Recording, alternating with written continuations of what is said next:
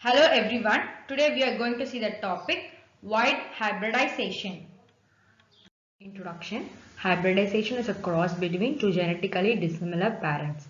In that, what is interspecific when a cross between distinctly related species of same genus is called as interspecific hybridization, and when a cross between distinctly related genus of same family is called as intergeneric hybridization.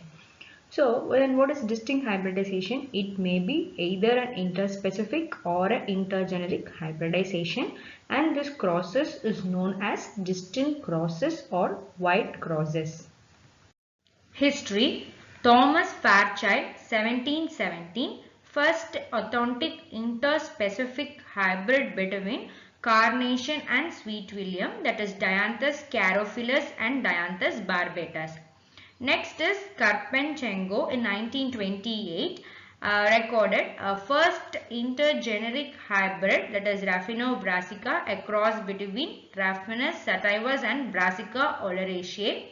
Next comes Rimpu in 1890, the first intergeneric hybrid which has a greater potential than Raphinus brassica, named as triticale, a cross between wheat and rye, that is Triticum aestivum and Cicale cereale.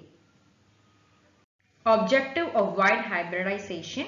Genetic improvement of some crop plants, and it also helps in the effective means of transferring desirable genes into the cultivated plants from the related wild species and genera. Main features of wide hybridization. First of all, it is used when the desirable character is not found within the species of the crop. Next, it is an effective method of transferring a desirable gene into the cultivated plants from its wild species. Next is, it is more successful in the vegetatively propagated species than the seed propagated species, in the vegetatively propagated species like sugarcane and potato. It also gives rise to three types of crosses, that is fully fertile, partially fertile and fully sterile in different crop species. It also leads to introgression of genes. Introgression refers to the transfer of some genes from one species into the genome of another species. Then the F1 hybrid between two genus are always sterile, but their fertility can be restored by means of chromosomal doubling using the Kolchicite treatment. Fully fertile cross. Those species that have complete chromosomal homology, in which the hybrids have normal pairing at the meiosis, and as a result all the F1 plants are fully fertile.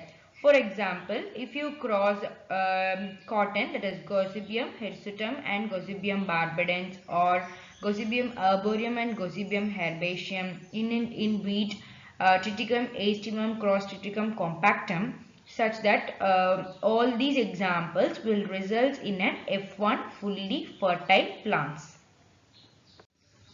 Next is partially fertile.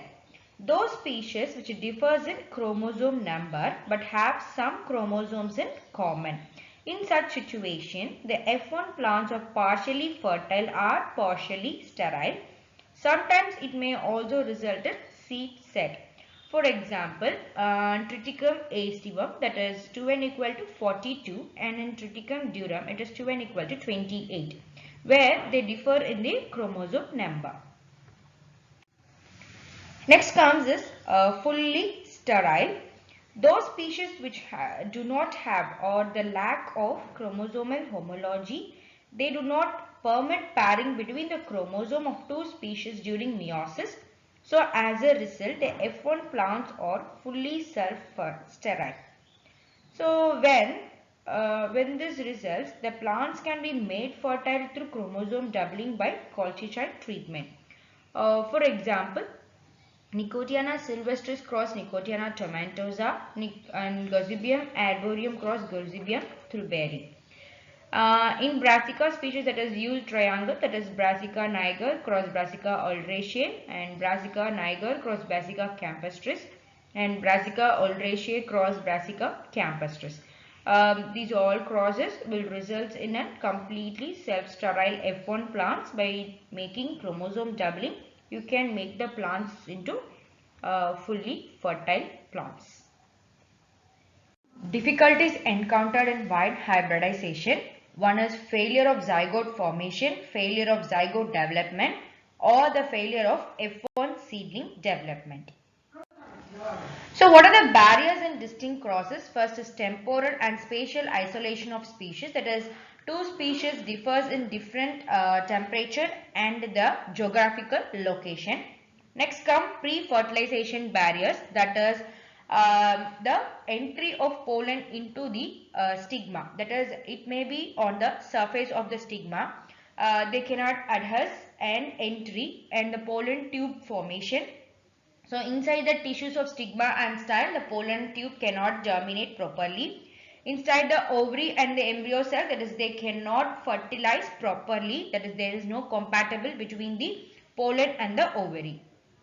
Next is post-fertilization barrier. If fertilization taken place after the fertilization, that is, the hybrid is not formed properly. That is, non-viability of hybrid embryo, failure of hybrid to produce flowers, and the produced hybrid may be sterile due to lack of recombination, that is due to the presence of some lethal genes, and sometimes the hybrid breakdown may be happened in the F2 or the later generations.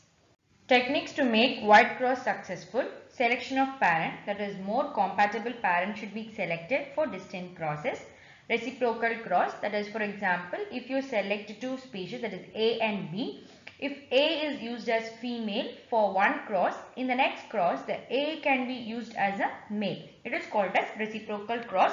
Sometimes in distinct crosses it may result in success. Next, manipulation of ploidy. If you consider two species A and B, one with high ploidy level and one with low ploidy level, this low ploidy level can be adjusted to high ploidy level by means of chromosomal doubling to make the homologous chromosomal homology. Next is bridge cross. That is, if you want a cross between a species A and C, you can use a species B as a bridge species. First, the B and C is crossed and the resultant is crossed with A in order to get a successful hybrid. Next, use of pollen mixture in order to increase the compatibility. So, the mixture of pollen can be used. Next is manipulation of pistil. Sometimes the length of style and the pollen tube may differ. That is, the pollen tube may be short and the style may be long. In such cases, we can go for cutting of the style in order to match the length of the pollen to overcome the problems like improper fertilization. Next is use of growth regulators. Sometimes the pollen cannot reach the egg cells, so before it reaches the egg cells may die or flower abortion may take place. In such cases, the growth regulators like IAA, indole acetic acid, and NAA and 2,4-D gibberellic acid can be used to overcome these problems and to make the white crosses successful. Next is protoplasmic fusion. So when the sexual fusion is not completely possible, we can go for the fusion of protoplast of two different species. Next is embryo rescue or embryo culture. Here the viable interspecific or intergenic hybrid can be made by making it possible by means of culturing the embryo. Some breeding procedures. Backcross breeding. As we all know, when the wild species and cultivated species are crossed, F1 results, and this F1 is backcrossed with the cultivated species continuously for 4 or 5 generations.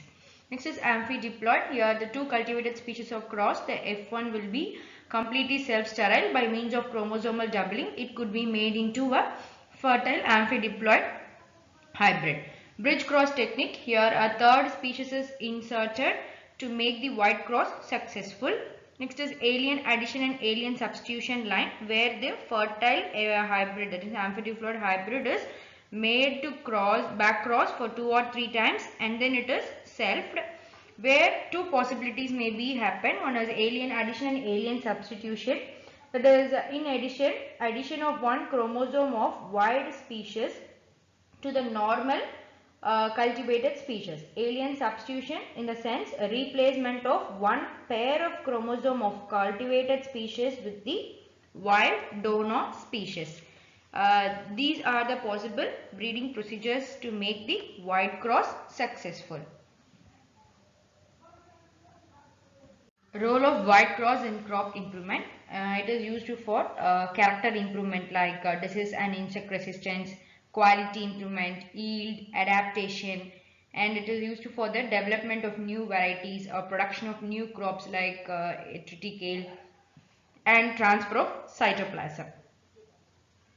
Limitations of distant hybridization, incompatible cross, F1 sterility, problems in creating new species, lack of homology between chromosome of the parental species, undesirable linkage, and problems in the transfer of recessive oligogenes and quantitative triads, lack of flowering in F1, dormancy or in the F2 segregation, or problems in using the improved varieties. Thank you.